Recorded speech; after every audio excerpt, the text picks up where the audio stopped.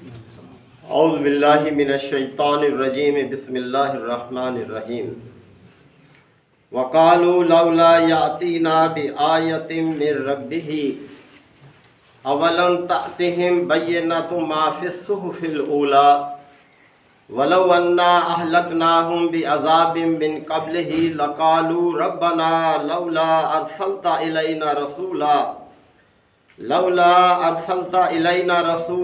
فنتبع آیاتک من قبل ان نذل ونخزى قل كل متربص فتربصوا فستعلمون من اصحاب الصراط السوي ومن اهتدى صدق اللہ مولانا العظیم۔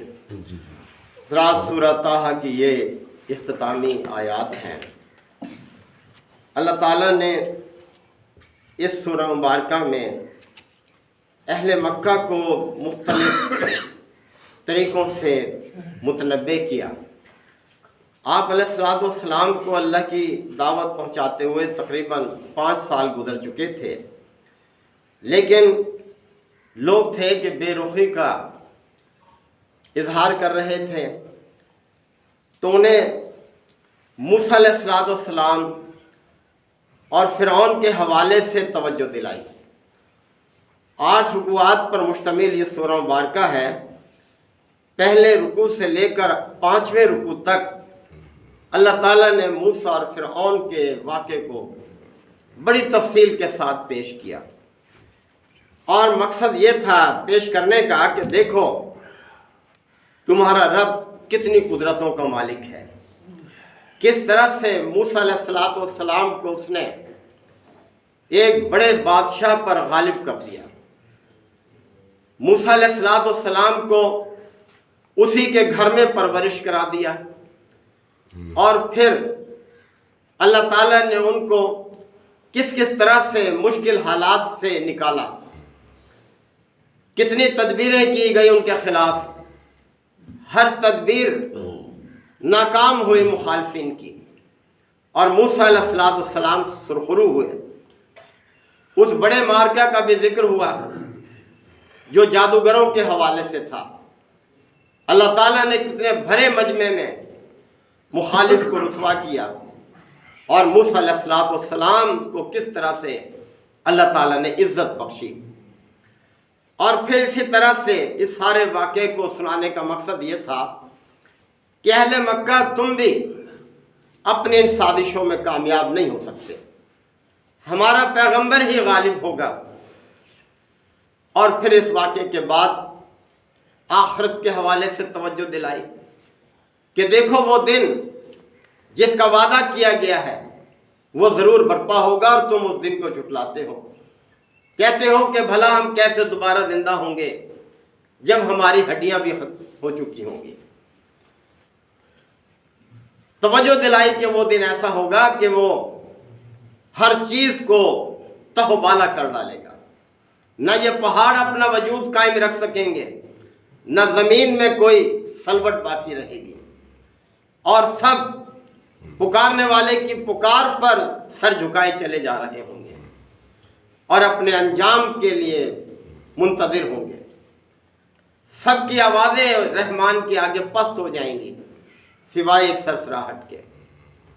اور پھر حضرت آدم علیہ السلام کے ذریعے سے یہ پیغام دے دیا گیا کہ دیکھو اب تم اتر جاؤ یہاں سے، اور جب بھی میری طرف سے تمہارے پاس کوئی ہدایت پہنچے تو جو اس ہدایت کی پیروی کرے گا اس کے لیے کوئی خوف نہیں، کوئی رنج نہیں، اور جو اس سے منہ موڑے گا تو یاد رکھو بڑی واضح وعید اللہ تعالیٰ نے دے دی کہ دنیا کی زندگی بھی اس کے لیے تنگ ہو جائے گی، اور آخرت میں بھی اسے برے انجام کا سامنا کرنا پڑے گا۔ دنیا میں اس کے حالات زندگی گھمبیر ہو جائیں گے، وہ پریشان ہو کر رہے گا، اور آخرت میں اسے اندھا کر کے اٹھایا جائے گا۔ اور پھر اہل ایمان کو اللہ تعالیٰ نے تسلی دی کہ دیکھو بے صبری کا مظاہرہ مت کرو۔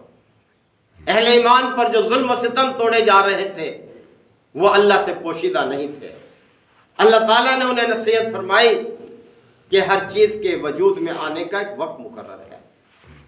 اگر اللہ تعالیٰ نے ان کی ایک مہلت طے نہ کر دی گئی ہوتی تو کب کا ان کو عذاب سے دوچار کر دیا جاتا. لہذا صبر سے کام لو. اور ان آیات میں بھی یہی چیز ہے. فرمایا جا رہا ہے کہ وقالو، یہ لوگ کہتے ہیں، لولا یاتین بآیۃ من ربہ، کہ یہ شخص اپنے رب کی طرف سے ہمارے سامنے کوئی نشانی کیوں نہیں لے کر آتا. ارے دیکھو تو صحیح کتنی نشانیاں ہیں اس آفاق میں اور انفس میں، اللہ کی قدرت کی کتنی نشانیاں موجود ہیں. ذرا غور تو کرو، اس کائنات کی جتنی مخلوقات ہیں، یہ کوئی معمولی نظام ہے کوئی؟ یہ چاند اور سورج، ان کا طلوع ہونا، غروب ہونا، ان کی تبدیلی، رات دن کی تبدیلی، یہ موسموں کا بدلنا، یہ پیداوار، اور تمہارے اپنے اندر انفس میں کتنی نشانیاں ہیں اس کے قدرت کی. ذرا دیکھو کس طرح سے تھوڑا سا نظام اونچ نیچ کا شکار ہو جائے جسم کا، انسان پریشان ہو جاتا ہے. اور پھر یہ کتاب خود اپنی جگہ ایک نشانی ہے جو تمہاری طرف آئی ہے. اور تم دیکھو کہ اللہ تعالیٰ اپنی اس ذمہ داری کے لیے کہ جو پیغمبری کی ذمہ داری ہے وہ کوئی اس طرح سے نہیں دیتا. یہ ذمہ داری کہ لوگوں کا کوئی مجمع اکٹھا کرے اور اس میں اعلان کرے کہ بھائی یہ میرا پیغمبر ہے، اس کی بات مانو، اس کی دعوت کو قبول کرو. دیکھو ہم نے موسیٰ کو کیسے دی تھی یہ پیغمبری، کہ ایک راستے سے گزر رہا تھا، رات کا وقت تھا، اور ہم نے اس کو پکار لیا اور اعلان ہو گیا اس کی نبوت کا. اسی طرح سے ہمارا یہ پیغمبر ہے، ہم نے اس کو اسی منصب پر فائز کیا ہے جیسے سابقہ میں پیغمبروں کو فائز کیا تھا. اور تم کہتے ہو کہ کوئی واضح نشانی لائے ہمارے سامنے پھر ہم مانیں گے. اللہ تمہاری مرضی کے تابع نہیں ہے.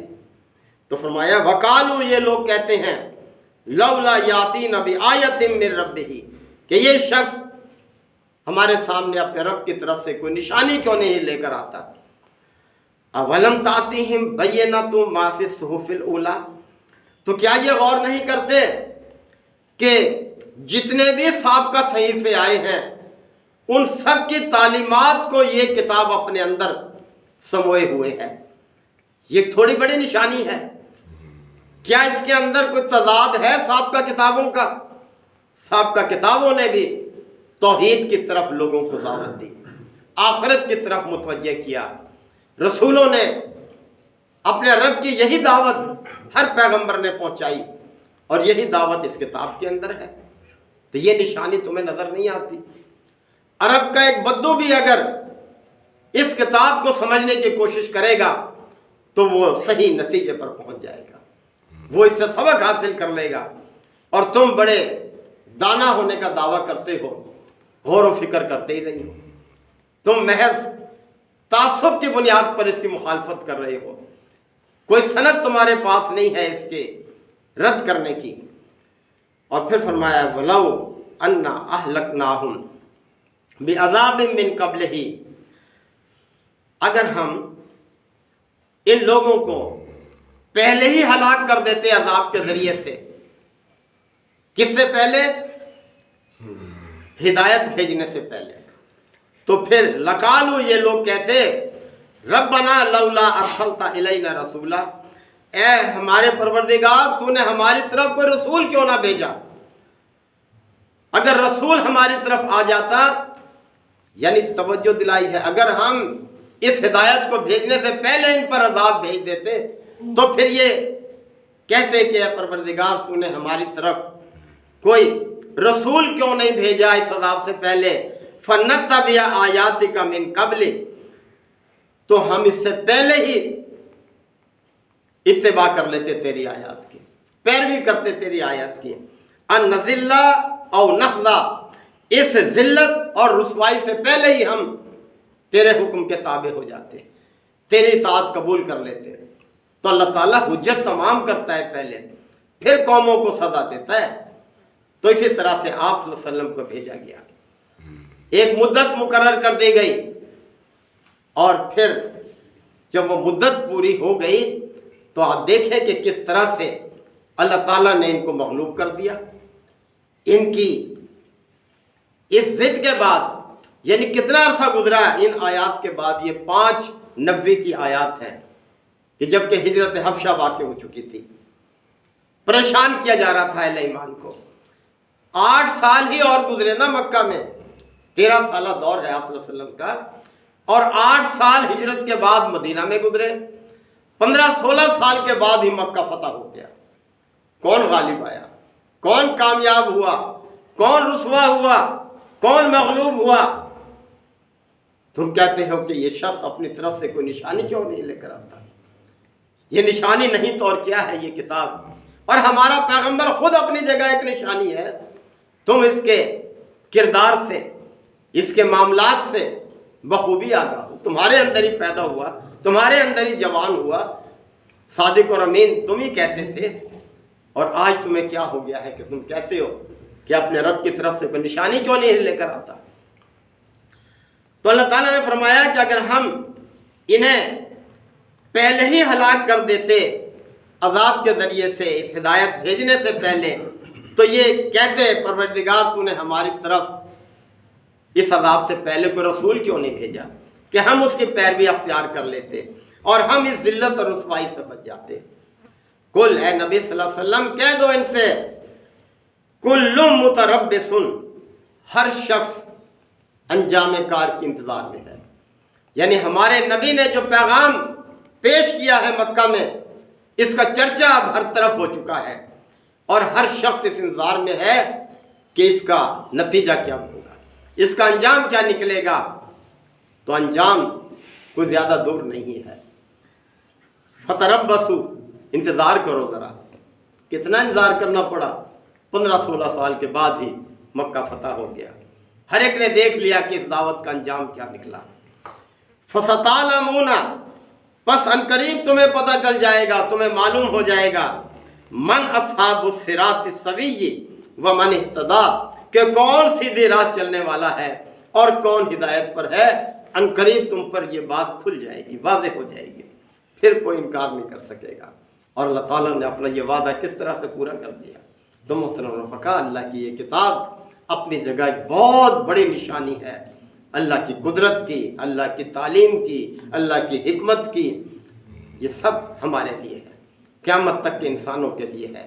ہم سب کو چاہیے کہ ہم اس کے ساتھ اپنا تعلق مضبوط رکھیں، اس کو غور و فکر کے ساتھ پڑھیں، جلد اس کو سیکھنے کا آغاز کریں، اس کو سمجھیں. اللہ تعالیٰ ہمیں عمل کی توفیق عطا فرمائے. وآخر دعوانا الحمدللہ رب العالمین. الحمدللہ وکفی وسلام علی عبادہ الذین اصطفی. ربنا آتنا فی الدنیا حسنہ وفی الآخرۃ حسنہ وقنا عذاب النار وادخلنا الجنۃ مع الابرار یا عزیز یا غفار یا رب العالمین. اللہم انک عفو کریم تحب العفو فاعف عنا. اللہم من احییتہ منا فاحیہ علی الاسلام ومن توفیتہ منا فتوفہ علی الایمان. یا شافی الامراض اشف مرضانا و مرضى المسلمین. یا قاضی الحاجات اقض حاجاتنا و حاجات المسلمین. اللہم اعز الاسلام والمسلمین. اللہم دمر اعداء الدین. اے پروردگار، ہمارے کچھ ساتھی بیمار ہیں یا اللہ، جو بھی کسی مرض میں مبتلا ہے یا اللہ، انہیں صحت کاملہ عاجلہ عطا فرما. ہمارے بھائی ظفر صاحب کو، ہمارے بھائی انصر صاحب کے بیٹے کو، ہمارے بھائی لیاقت صاحب کے بھائیوں کو، یا اللہ ان سب کو صحت کاملہ عاجلہ عطا فرما. یا اللہ ہم تجھی سے فریاد کرتے ہیں، تو ہی دعاؤں کو سننے اور قبول کرنے والا ہے. ہمارے فلسطینی بھائیوں کی بھی یا اللہ غیبی امداد فرما، فرشتوں کے ذریعے سے ان کی امداد فرما. جو زخمی ہیں ان کو جلد صحت کاملہ عاجلہ عطا فرما. یا اللہ ان ظالموں کو، ان کی تدبیروں کو ناکام فرما. ربنا تقبل منا انک انت السمیع العلیم وتب علینا انک انت التواب الرحیم. صلی اللہ تعالی علی خیر خلقہ محمد و آلہ و صحبہ اجمعین. سبحان اللہ.